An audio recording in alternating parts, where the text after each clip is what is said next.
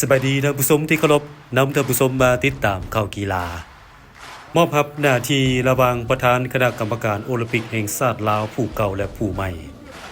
ระหว่างท่านรองศาสตราจารย์ปริญญาเอกทองสฤษดิ์มั่งนอเมฆรัฐมนตรีกระทรวงศึกษาธิการและกีฬาประธานคณะกรรมการโอลิมปิกแห่งชาติลาวผู้ใหม่และท่านรองศาสตราจารย์ปริญญาเอกพุทธสิมมลวงศ์อดีตรัฐมนตรีกระทรวงศึกษาธิการและกีฬาอดีตประธานคณะกรรมการโอลิมปิกแห่งชาติผู้เก่าโดยมีอดีตการนำคณะกรรมการโอลิมปิกแห่งชาติบรรดาท่านรองประธานบรรดาคณะบริหารงานคณะกรรมการโอลิมปิกแห่งชาติผู้ต่างหน้าสหพันธ์กีฬาแห่งชาติพร้อมด้วยภาคส่วนที่เกี่ยวข้องเข้าร่วมซึ่งพิธีมอบรับได้จัดขึ้นวันที่ 8 ตุลาคม 2025 ผ่านมาที่คณะกรรมการโอลิมปิกแห่งชาติลาวโอกาสนี้ท่านพุทธสิมมลวงศ์อดีตประธานคณะกรรมการโอลิมปิกแห่งชาติได้แสดงความยินดีและชมเชย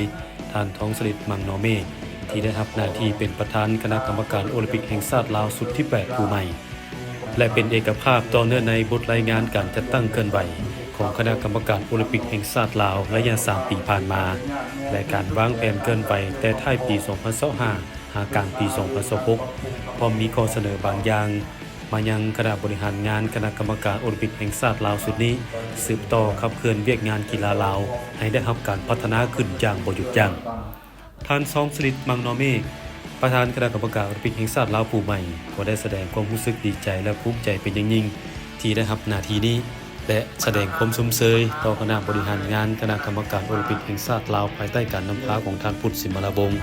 ซึ่งกลายเป็นมรดกอันล้ำค่าและเป็นท่าแห่งอันสำคัญประกอบส่วนให้แก่ประเทศชาติโดยเฉพาะแม่นการพัฒนากีฬาลาวถึงว่าจะมีอุปสรรคและก็ยุ่งยากแต่สามารถนำพาผ่านเฮ็ดให้เวียกงานกีฬากายกรรมเติบใหญ่ขยายตัวเป็นก้าวๆพรรครัฐบาลรับรู้ว่าขบวนการเคลื่อนไหวคณะกรรมการโอลิมปิกแห่งชาติลาวได้นำพาประเทศชาติมีการพัฒนาในทุกๆด้านเฮ็ดให้ประชาชนระดับเผ่ามีความเอกอ้างทะนงใจ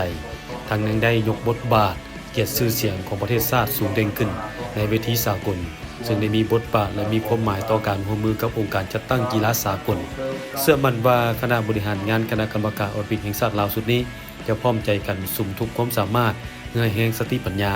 สืบต่อสร้างผลงานในวงการกีฬาลาวให้มีคุณภาพสูงขึ้นทั้งปริมาณและคุณภาพ